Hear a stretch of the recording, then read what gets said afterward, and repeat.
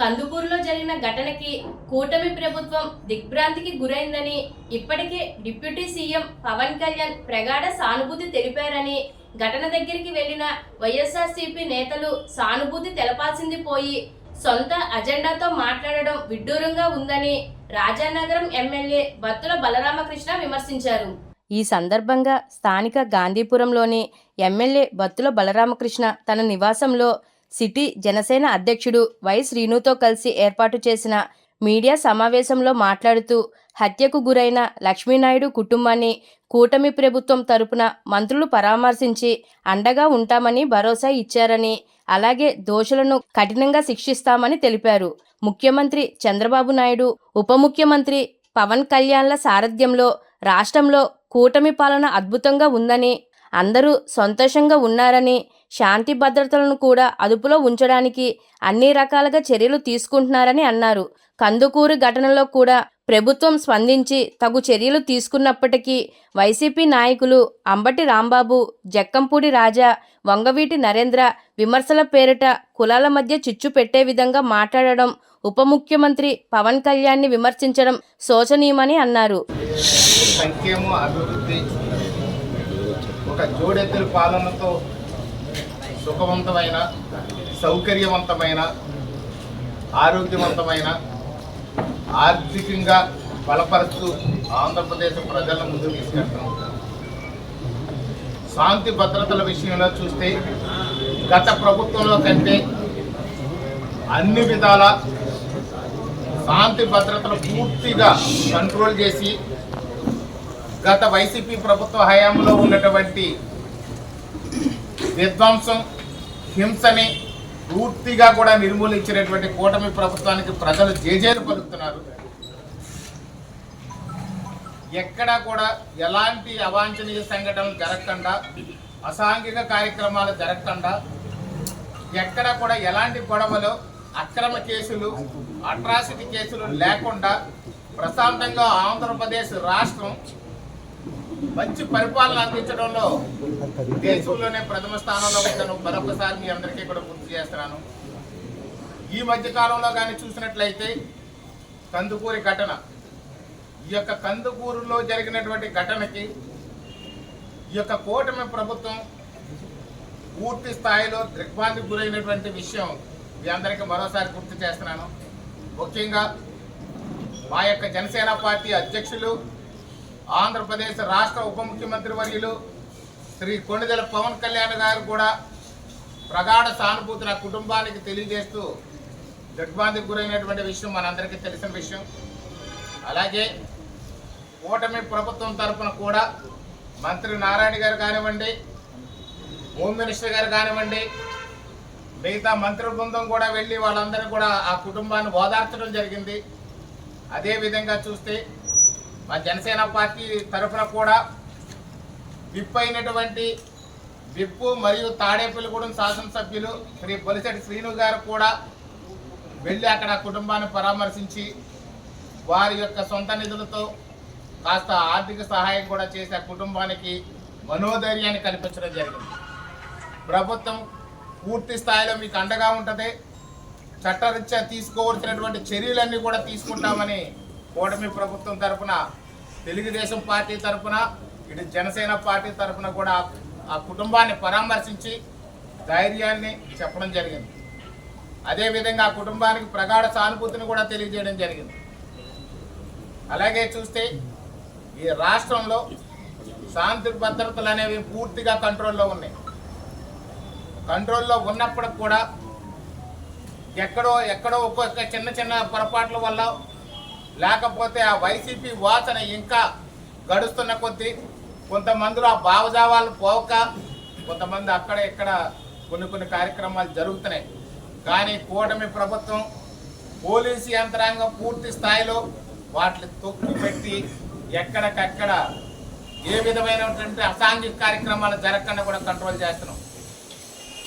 కొంతమంది నాయకులు, వైసీపీ నాయకులు వెళ్ళి ఆ కందుకూరి పరామర్శించడానికి వెళ్ళినప్పుడు వారికి ఆర్థిక సహాయం చేయాలి, లేదా మనోధైర్యం కల్పించాలి, లేకపోతే మేము అండగా ఉంటామని చెప్పాలి తప్ప అక్కడికి వెళ్ళి వాళ్ళ సొంత ఎజెండాతో మాట్లాడడం అనేది జరుగుతుంది.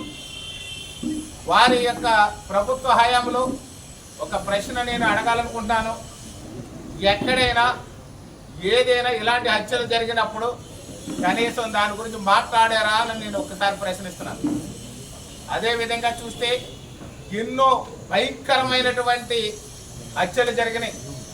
ఎన్నో భయంకరమైనటువంటి విధంగా ప్రజల్ని హింసించారు. కానీ ఆ రోజు ఎవరు కూడా పరామర్శించింది లేదు. ఆ రోజు మీకు ఖాళీ లేదు.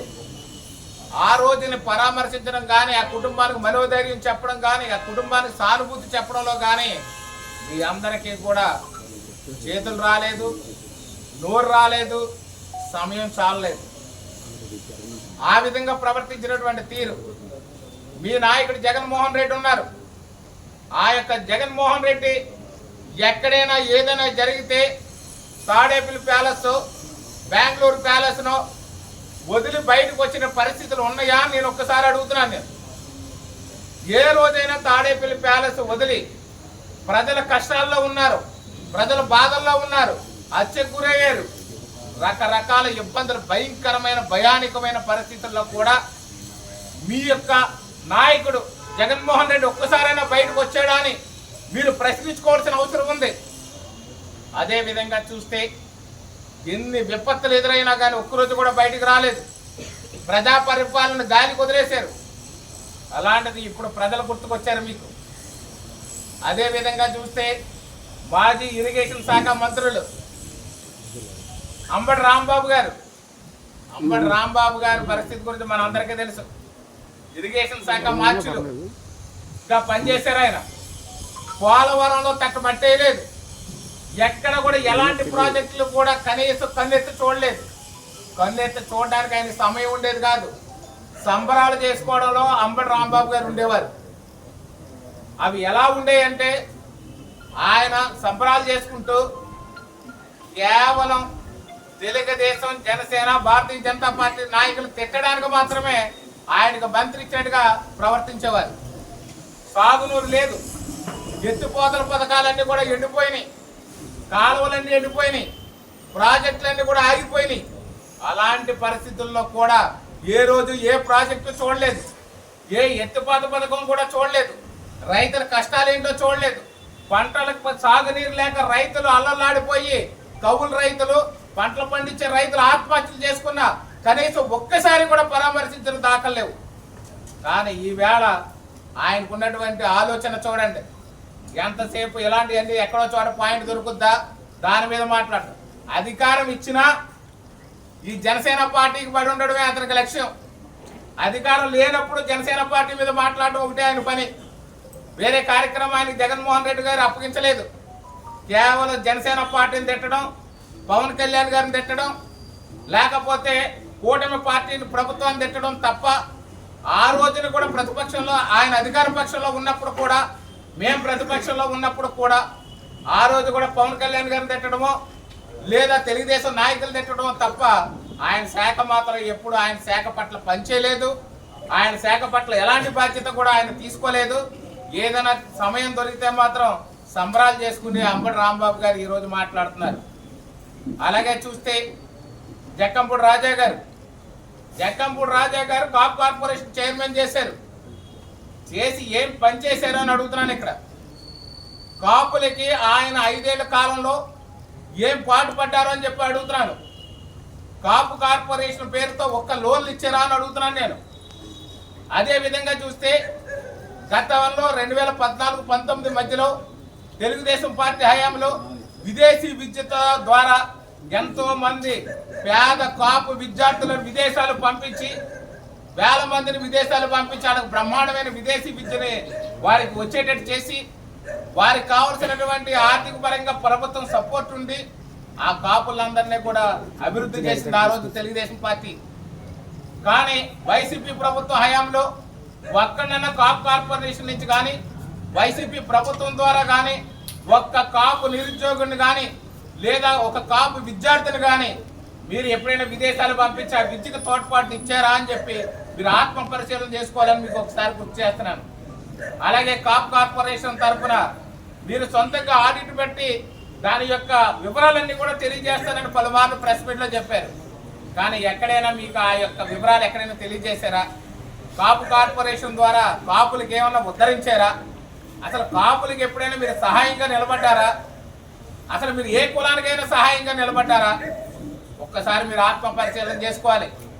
అదే విధంగా చూస్తే వరదలు వచ్చి పి గన్నవరంలో ఆ ఏరియా ప్రాంతం అంతా కూడా కోనసీమ మునిగిపోయినప్పుడు అక్కడ యొక్క పరిస్థితుల్ని దృష్ట్యా జనసేన పార్టీ నుంచి వీర మహిళలు, రాష్ట్ర కార్యదర్శులు గంటా స్వరూప గారు, నాగమానస గారు, ప్రియా సౌజన్య గారు ఆ రోజున ముఖ్యమంత్రి గారికి రిప్రజెంటేషన్ ఇవ్వడానికి వెళ్తే కాపు మహిళలు, కుటుంబీలు, ఆ గృహిణులు అలాంటి వారు అక్కడ సమస్యలు ముఖ్యమంత్రి గారికి విన్నవించుకుంటాం, ఒక్కసారి మాకు అవకాశం ఇవ్వండి అని చెప్పాడు. రిప్రజెంటేషన్ పెట్టుకెళ్తే మీరు వాడిన భాష మరోసారి గుర్తు చేసుకోండి. కాపు మహిళలపై మీరు వాడిన భాష మరోసారి మీరు గుర్తు చేసుకుని ఆత్మ పరిశీలన చేసుకోవాలి. ఆ రోజు అన్పార్లమెంటరీ లాంగ్వేజ్ లో మాట్లాడారు ఆ మహిళల్ని. మీరు ఒక్కసారి యూట్యూబ్ లో కూడా ఇప్పటికే ఉన్నాయి. గంటా స్వరూప గారిని, నాగమానస గారిని, ప్రియా సౌజన్య గారిని, అక్కడున్న మిగిలిన వీర మహిళల్ని, వాళ్ళందరూ కూడా కాపు వీర మహిళలు. మహిళల పట్ల మీకు ఏమాత్రం గౌరవం ఉంది, కాపుల పట్ల ఏమాత్రం గౌరవం ఉందో ఒక్కసారి ఆ రోజు జరిగిన సంఘటన మళ్ళీ మరొకసారి చూసుకుని ఆత్మ పరిశీలన చేసుకోమని మీకు చెప్తున్నాం. అలాగే చూస్తే